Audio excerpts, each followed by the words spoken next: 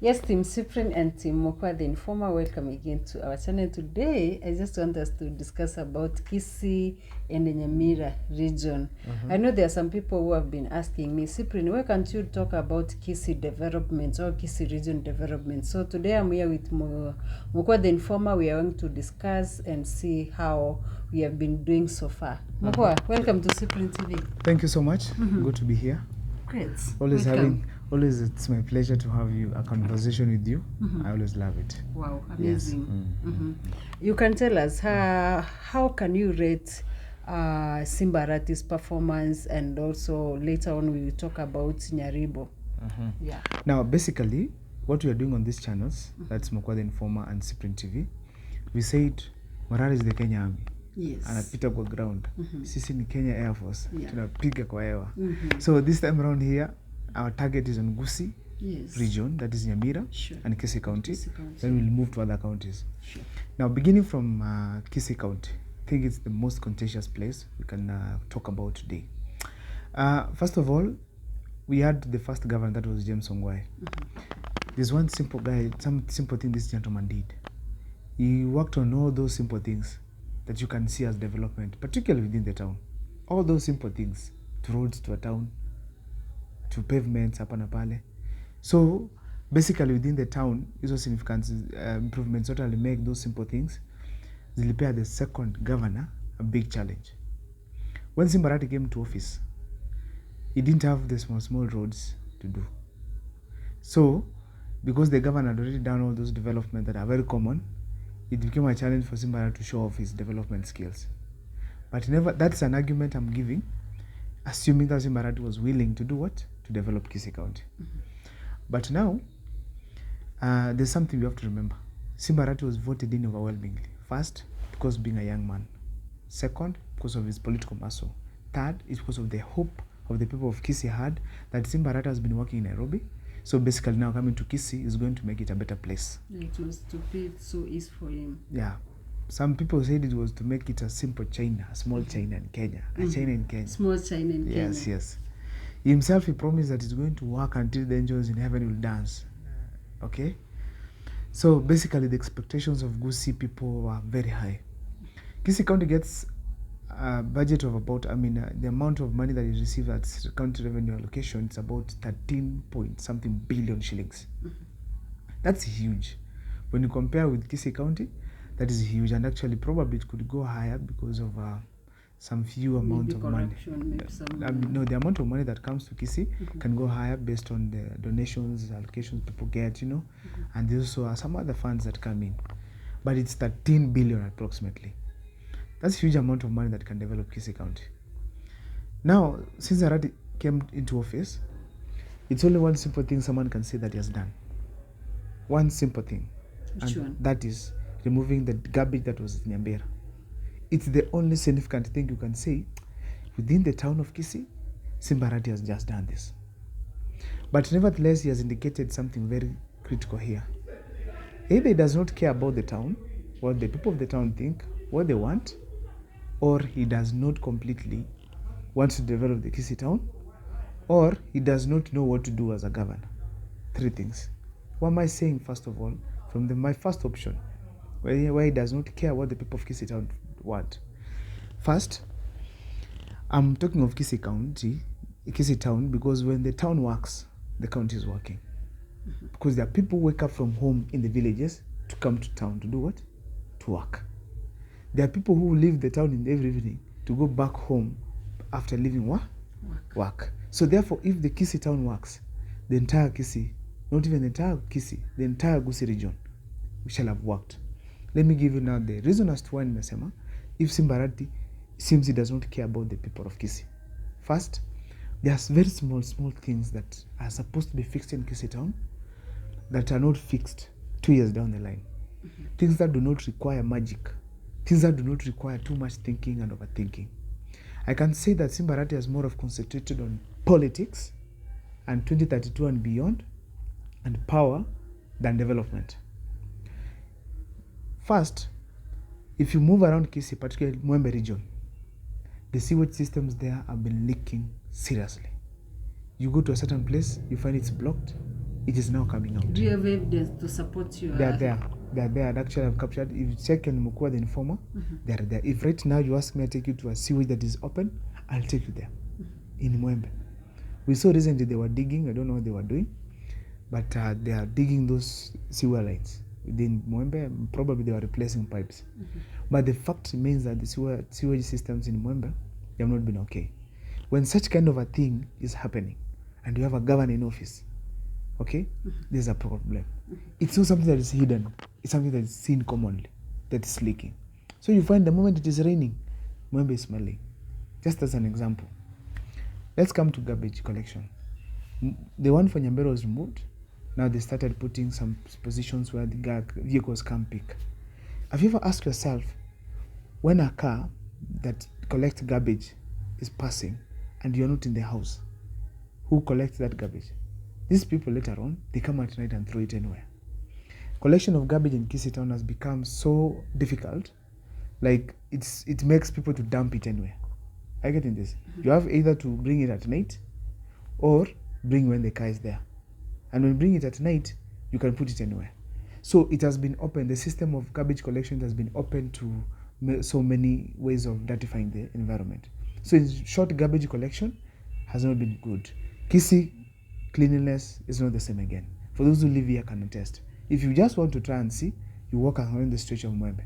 Right after Cathedral, the branch heading to Cathedral, just to walk towards, probes up to Gusii Highlights, you will see how garbage is collected in various points. That is not good. There's no need of dumping, then come and collect. We need to have any containers where you can put these things inside. They get sorted outside there. Because there are places that are not right now smelling, which is not okay. That shows the governor is not really either interested on what Kisii people feel, or he's not even interested on developing. Let me take you to the central CBD of Kisii town. Kisii town, among the towns in this region that need to be deorganized in Kenya, it is Kisii town. Kisii town is so much congested, where we have so many trenches in Kisii town. They have been turned into business areas.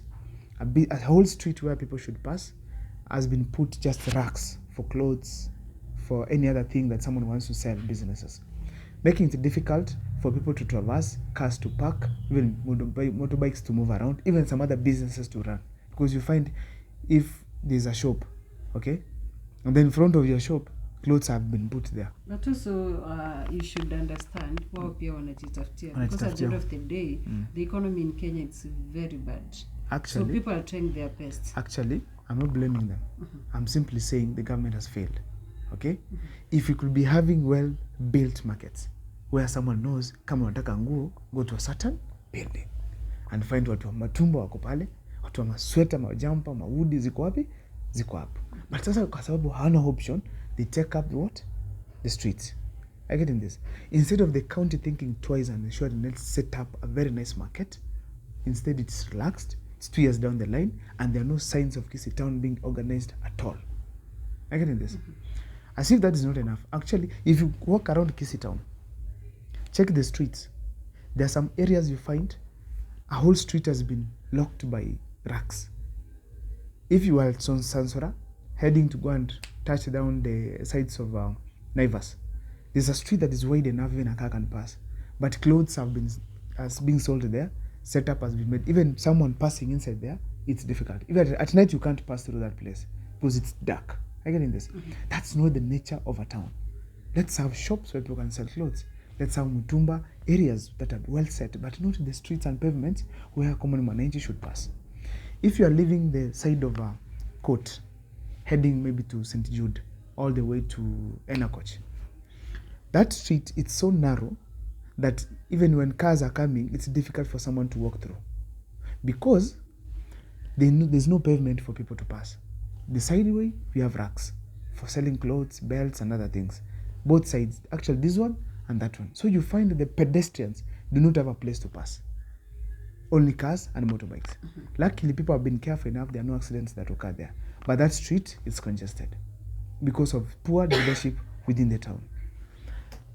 Also, if you check motorbikes, if you go this place that is behind Shivling and St. Jude, that street going to touch Makutano, heading to Nyankongo.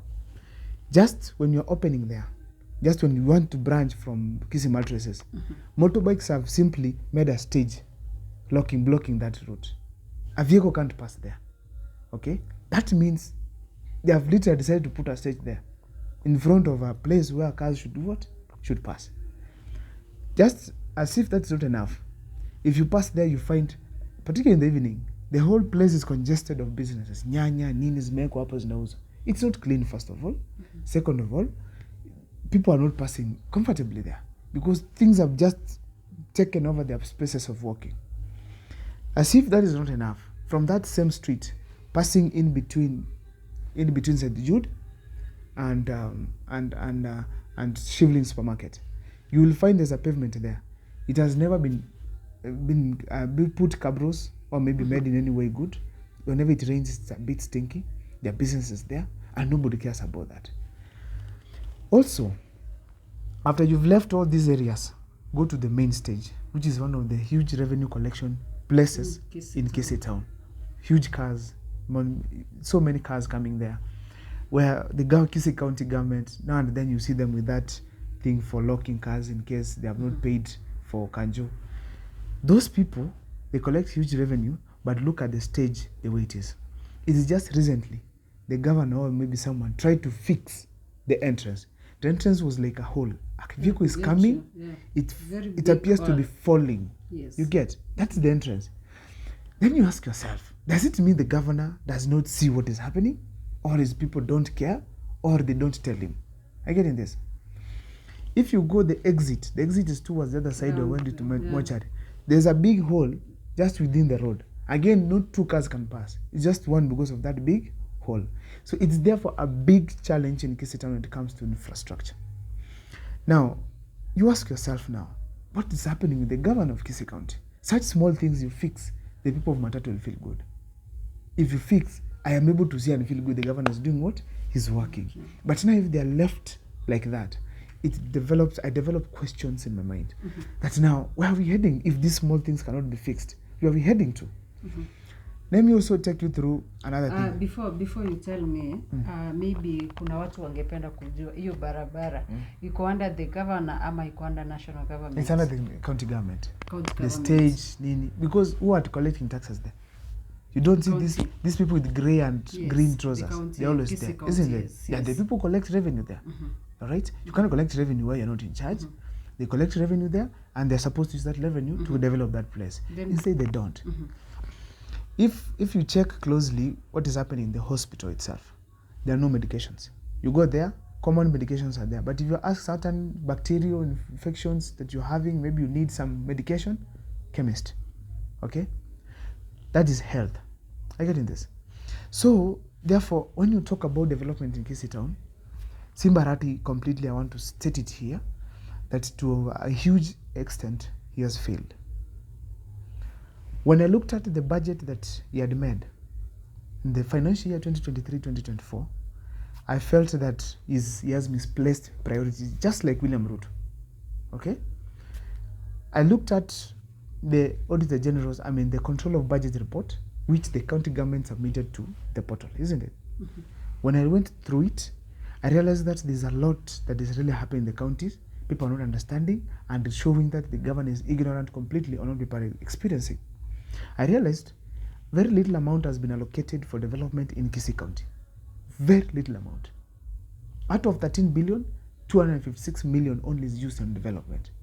And out of this 256 million, it's only a market that is being built, I think in Mosocho or something, a hospital that is being built at Marani or something of that kind, I think. Yeah, market also in Marani. I think it's a market in Marani, and I think Mosocho, maybe a dispensary or a hospital somewhere. Hospital, I think. Yes. And then the county government renovation. In fact, the most of the money has been used in the county assembly. Renovation of the county assembly, which is taking almost 30 million. Renovation of block A and the B. There are two blocks are here, there, A and the B, being renovated. Building of the county government assembly, county assembly speaker's house, okay, at Bob's, something like that kind.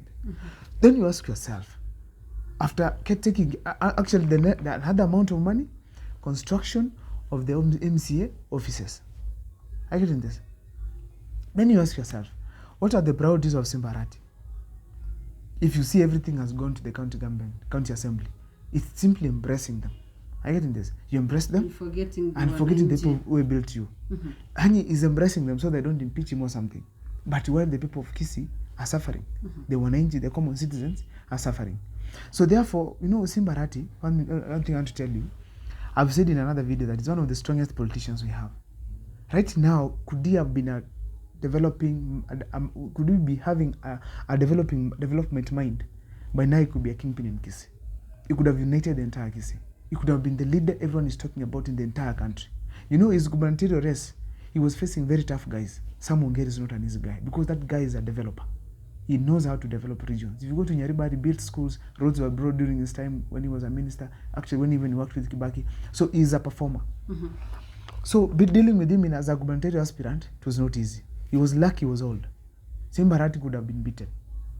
Look at someone like Chris Obure. They're big wigs in Kisii. People who have money, who have been there in politics and they know him. And he comes from Simba Arati's clan. Look at someone like Machogu, a big wig, supported by Ruto. There's money, so the campaign was huge, isn't it? But Simba Arati managed to thrash these people. That means the people of Kisii had hope in him. Secondly, he was a strategist in the campaign that could have made him win. So therefore, there are these things that he showed during the campaign made us feel like he was going to develop. So far, it's a disappointment. If you come to Kisii here, if you ask anybody randomly, is Simba Arati working? People will literally tell you there's nothing we are seeing. So probably he has slept. He's only lucky that there's no serious opponent that can beat him. But someone was saying somewhere that someone will just come up. He will ignore the people. He will build his trust on other people, but someone will just come up. Simba Arati has concentrated on saying that if he goes to a funeral, he's usually used to going to funerals most of the time. Fridays, Simba Arati has a funeral plan. He says, amepigwa vita. I get in this. In Kenyan politics, it's not smooth. It's rugged. How did Ruto manage to become a president? It was not easy. How did people decide to become MPs? It was not easy. You are fighting. Lazima ungangane. So he expected once he gets to gubernatorial seat, everyone to clap for him. It can't work. But also remember there are some people saying ni mapema sana, ni miaka 2 bado na tumekuwa tukiona kutoka hapo mwanzo kuna hizo vita zenye amekuwa akisema. There are some people saying let's give him time because most of the time wamekuwa hizi kupishana kufurutana. Let me ask you a simple question. Let us be clear. Walikuwa wanabishana na Osoro. Isn't it? How does kubishana na Osoro stop maendeleo? Can Osoro come and say hizi pesa zimewekwa hapa zinajenga barabara? Hizi tractors zitoke zote ziende nyumbani. Can he stop that? He cannot. How can Osoro stop Simba Arati from putting money to go for bursaries? How can Osoro stop Simba Arati from renovating the stage where the motorists of Kisii County can be parked? How can that stop? It can't stop. I get in this. Right now, if you go to Osoro's place, I hear people say that he's working. Has Simba Arati stopped him from working? All right? If you go to Osoro's place, he gives bursaries. Has Simba Arati stopped him from giving bursaries? He hasn't. He gives, isn't it? Yeah. Good. So we are saying simply, let us not hide or hibernate in the wrangles that are there. Wrangles will always be there. Ongwae had wrangles. All counties where we have in the 47 of them, even William Ruto himself, we expect him to work despite the opposition is having. Isn't it? Because that's the nature. You have to be kept accountable. When Osoro, basically, if you check what he was coming up with, is simply criticism of the government, isn't it? Despite I didn't like the measures, these people could go, people being shot, people being killed, people being beaten by goons. Despite that, I didn't like it because we need to have a scenario where Kisii remains to be Kisii. Yeah, we should be united. Yeah, Kisii remains to be Kisii. You criticize, I criticize, but we are all Kisiis and we're supposed to live happily and peacefully. But I think the reason as to why these people have been having so many wrangles, remember, Osoro ako UDA and Simba ako ODM.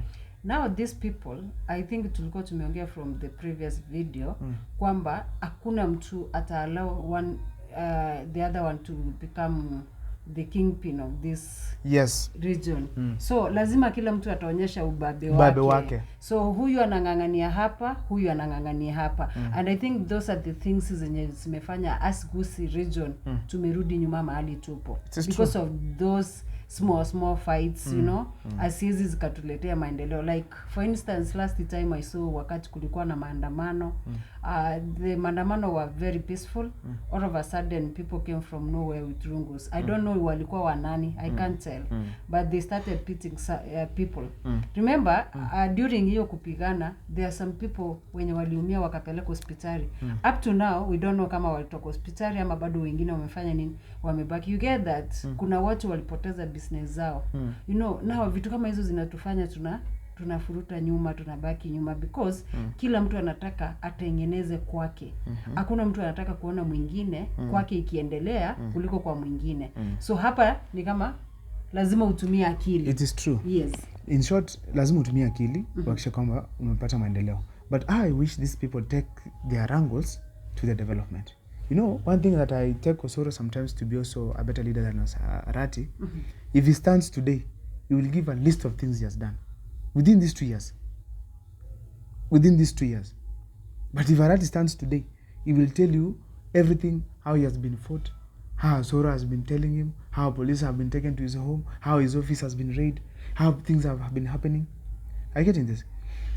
If Arati Osoro comes up and says, Simba Arati, you've not built classes that you've said, the 128, of which was a lie. He lied that he built 128 classes.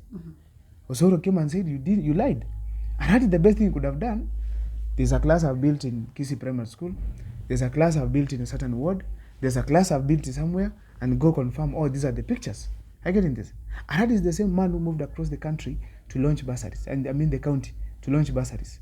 And he's giving bursaries. He's moving every county to see how bursaries are being given. Something that does not require a governor to go and launch. Just the same way Ruto is doing things, even the anafanya. Are you getting this?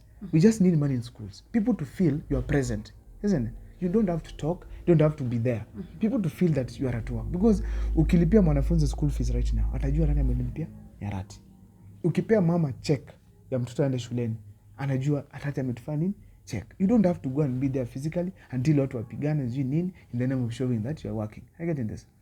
In short, what we are saying is that our leaders should merge in development, or maybe fight in development, but not physically. I get in this. Let's have our governor, Kisii County, Simba Arati, who can actually be who is a potential kingpin, to simply start working. Honestly, he's sleeping, and we have to say the truth.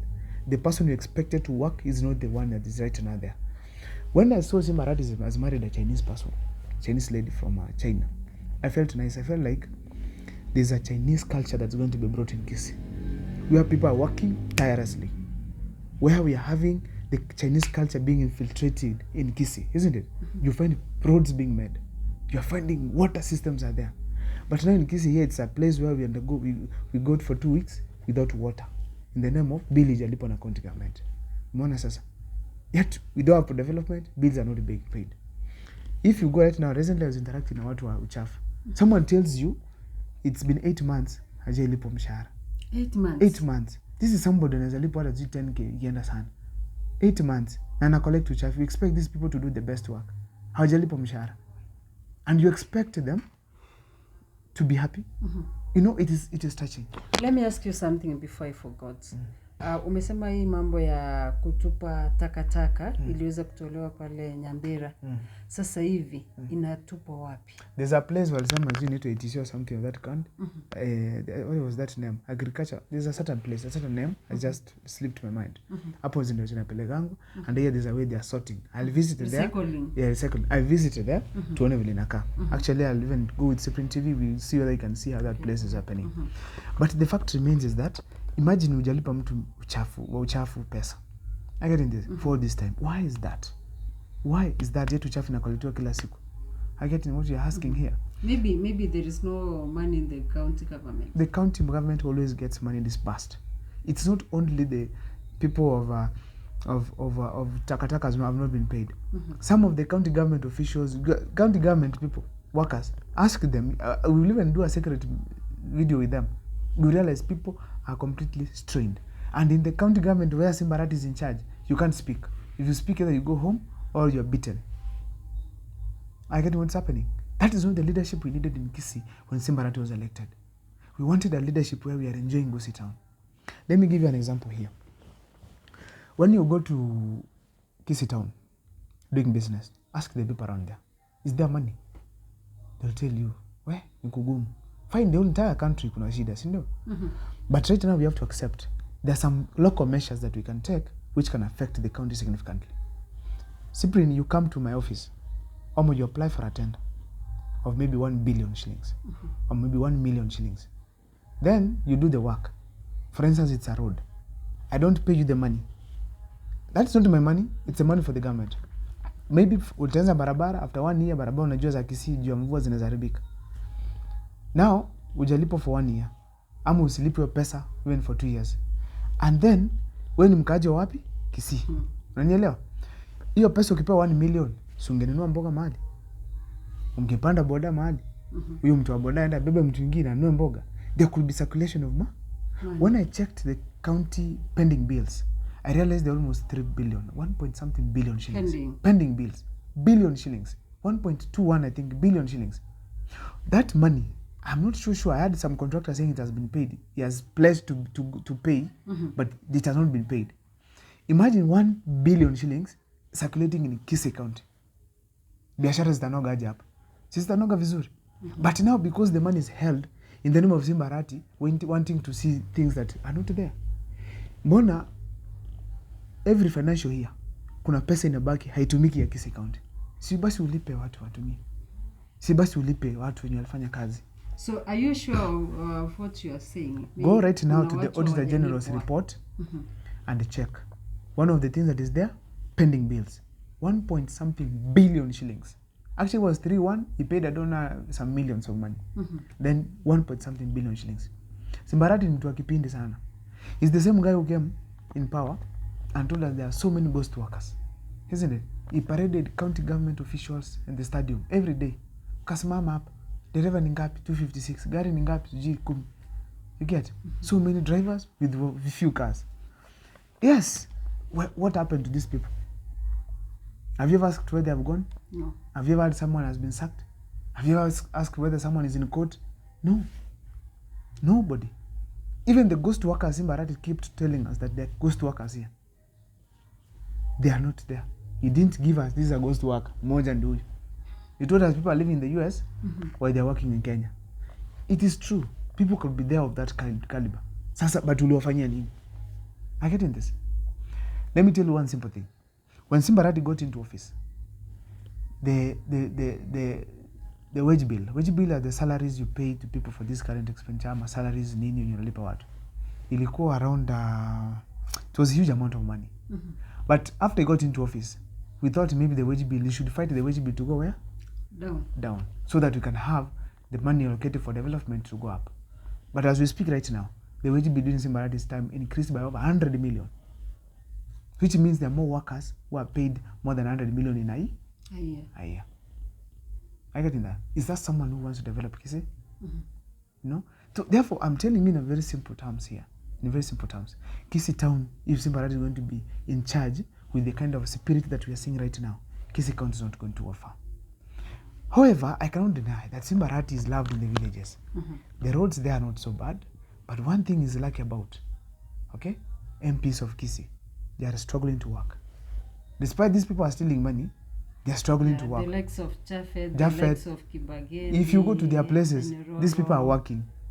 Roads are being made, school fees are being paid in form of bursaries. Barabara zinatengenezwa. If you move around Kisii, you can comfortably move with a Mercedes because barabara sio mbaya. Not tarmac, but at least barabara kan maram, they are not in bad condition. I went to Bobasi the other time. Roads are well made there. Zahiri Janda has done his part.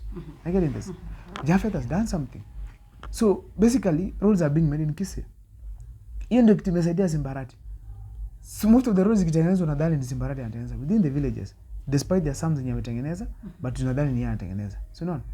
But in short, we are saying that what he is supposed to do as a county governor, he has not done. He has not done. Now, during Ongwae's time, we used to hear there's a factory that's being made ile ya kutengeneza avocado or something. We will visit as well that factory tuone kama iko bado. Sindio? Simba Arati said he has revived it, isn't it? We want to go and see whether juice is being produced. But now, that is a project of Ongwae, sindio? What is project? What is his project? Simba Arati, he has the energy to get the money, go buy mwavuli, and bring to the people of Kisii. Mwavuli with this Kisii where we have storms when it rains. Utatoboaje? I get what I'm saying here. Yeah. We need a scenario where the governor is long-term.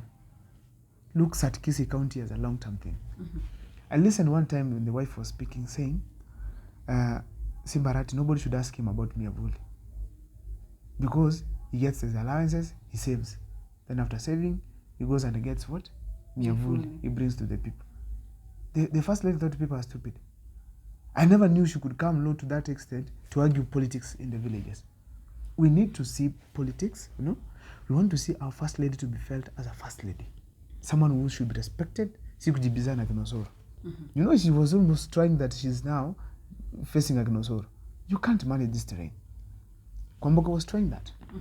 There is no way you can play low to that extent. When she came into power with the Simba Arati, we heard that the first lady is going to start something to do with jigas, washing jigas. Jigas squeeze sio mingi Kisii ati watu wako nazo.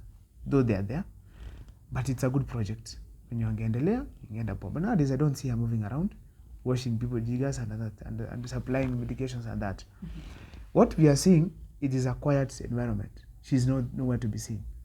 But first ladies of counties should come out and be felt. Let us see things like net zinaletwa kutoka China basi. Naona sasa. We want to see like some programs for wamama zinaletwa within the Kisii community. Wamama wanapewa mbegu wanapanda. They had Simba Arati one time announcing that ukitaka kupanda avocado atawapea. Zinauzwa pesa fulani. Cheaper. We want to see programs of that kind zikifanywa. We want to see donors coming. We want to see Chinese people coming to this hospital here, renovating it. Some of them having an exchange program between China and Kenya. Tunaona madaktari wa Kenya wakienda wapi? China. Madaktari wa China wanakuja Kenya. Tungeona hizo exchanges. Hata mtu anasikia ukienda Kisii Teaching and Referral Hospital, there's an exchange program. They are Chinese, they are treating people. Sure. Tungefeel vizuri. Okay? Tungefeel vizuri. But now, the 2 years we have been having Simba Arati, actually this year ndio amekuli kidogo. Ni wrangles with Osoro. Ni wrangles. Simba Arati akishapatwa na Osoro wakigongana mahali pamoja. Hiyo ndio matanga yote akienda. Hakote wanga chibunduki mbata. Wale tuko ndasanga nkwe.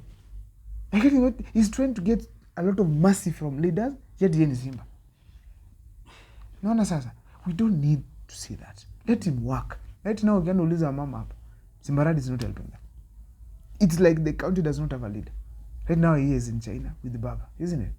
Right now he'll be preaching to us, Baba, Baba, Baba. But there's nothing significant they have done. Let me take you to Nyamira. Do you know that the absorption rate for development in Nyamira is higher than that of Kisii? By that I mean the amount of money allocated for development, not recurrent expenditure, for development, not recurrent development, for the absorption rate for development, not recurrent money, is higher than that one for Kisii County. Come on. Kisii County was 5.7% this year. And I mean the financial year 2023-2024. According to the general report, from July 2023 to this year, April 2024. Okay? I'm going to check the updated. I checked recently, I didn't see whether it has been updated, but I'll check through again and see whether there's a miracle that has happened in the month of May and June that could have made this county a good county, isn't it? So as we speak, the absorption rate of Kisii County, it's the lowest in the entire country, meaning Simba Arati is pulling the tail on development. Remember in the financial year 2022-2023, he was also the last with a 3.5% absorption rate. And you know what? He did not care. You know the excuse he was giving is a huge wage bill. Huge wage bill yet is the one who has increased it as well. Because mbona hakuipunguza wakati alipewa nguvu yake kama governor. I get in this. The audit that was done, all those workers walisema sijui wameemployiwa fake. Why are they in the office? Why aren't we seeing them in court? Why aren't we seeing steps being taken to ensure at least all those people employed legally are not there? Because mtu kama ameemployed kama goes to work ana kazi. Isn't it? The law can be followed to ensure that at least we have the right people in offices. But now instead, Kisii County has been left dormant. In Nyamira County, when I stand here and say it's doing better, okay, people will not believe. When I say Nyamira, despite it's criticized, of course, heavily because of the leadership we've been having there. The failure there are the MPs, okay? The MPs of Nyamira are not developing the way we have the MPs of Kisii County. I think it's because most of the Kisii County MPs, huge number of them, I think it's 5 out of 9 or 4 are from the government. So they are getting money for development and blah, blah, blah. But if you check Nyamira, the MPs are failing significantly when it comes to development roads and such. Though they are trying on school fees and things, and some of them like Clive Gisairo, my MP, of course, he has tried as much until he had a book actually to show what he has done before. So, to be honest, when it comes to Nyamira, absorption rate, now I'm going with the books. I'm not going now to deal with these other things. With the books, it was clear that Nyamira had a better absorption rate than Kisii County. To check, there's a Nyamira hospital that is being upgraded. The Keroko hospital has been built. That is okay. These are projects that started before. But you have to admit that Amos Nyaribo is not a performer as well. Okay? Despite that he has, maybe, I think it's age and the mentality that he has. Is not current with what is right now happening in the country, where we have vibrant people want to start things here and there to make it a better country, or better counties for this, for the people. There's no Nyamira. I saw in Keroka they're building a stage. They're building a market. It is already up. So that meaning that that means they have there's some progress is being made. But anyway, we need proper systems to be put in Nyamira, because Nyamira looks like a village to some extent. There's no proper expansion. We have leaders in office, but money is not utilized well. We can't assume that corruption is in Nyamira. We want to see corrupt-free counties. We want to see people ensuring that at least the money that was given is being used. Nyamira, the worst thing they have is poor leadership. The people are there, particularly the governor. There's some form of poor leadership that we've experienced from there. But I think if you could have gotten right people under him, particularly the deputy governor, he has a very poor and old deputy governor. If you could have gotten very smart people or performers, particularly the chief of these CSS, I mean, how do you call them? Chief, whatever. Those ministers of the counties. I wish they were performers. Nyamira ingekuwa mzuri. Because utupata mzee kama yule ambaye ametulia, and then anasikiza, the county can change if you have the right people. But utupata mzee kama yule ambaye ametulia, people take advantage and he misuse the county. So you find he's given the big blame, isn't it? Right now the impeachment is on motion, in progress, isn't it? He's supposed to be impeached. Well, he can be impeached and get out of office, isn't it? Who takes over? Gesami is another dead end. I get in this. And if an election is not held, Gesami is another mess we have in Nyamira. I get in that. So therefore, we need our MCAs to wake up and do their role of oversight. However, there's a big challenge that is happening in Nyamira County. The Senate. The Senate, I think, he needs to do proper oversight. Do proper oversight, ensure that he has been visiting the county to see projects that are happening there. He receives news just like us. He talks about problems in Nyamira in funerals and churches, just like we here, isn't it? We need to see serious work happening. The leadership there must change and make Nyamira a better place. But I'm telling you this, you have to check the bank. When it comes to the structural arrangements of Nyamira, particularly on the performance, Nyamiribo is better than Arati. I don't know. Maybe watazamaji watu As I'm telling you this because there's a huge range of paperwork that shows, and also maybe I can also say that Nyamira being small, that one can be a factor. But most importantly is that when you see the expenditures in terms of allocations of money, even if it is being stolen, Nyamira is better than Kisii. Because you can't tell me the entire amount of course, you're having a building there being built in the county executive offices being built. The county assembly, I think, is almost complete as well. But the fact remains that we've seen like Keroka, they are having municipality there under the well-wishing of the governor. There's a municipality being built. Keroka is going to be tarmacked, things that Nyakarama did not do in almost 10 years. Are you getting this? So we are seeing some progress that is taking place. The only thing we want to see, it is that the governor to put the right people in offices. When you see a woman of 71 years, she's now the head of sports and culture, particularly now, leave only the culture part. Now sports for youths and culture. Youths. How can someone who is 21 years old lead the youths? What will you what will you tell the youths? Nothing completely. So therefore we need a lot of development to be changed there. I mean, we need a lot of seriousness. Nyamira, in fact, we need seriousness. Serious leaders who are seriously wanting to change the county for I think a better future, a better vision to be laid down. That's basically about Nyamira. Wow, yes. Amazing. So to Team Mopua and Team Cyprian, I don't know what's your take. I think imekuwa ameweza kupeana views zake, pia nimeweza kupeana zangu. Pia hapo kwa comment section tuelezee wewe kwa mtazamo wako uko na maoni gani. Kutoka kwetu tunasema asante, kwa heri.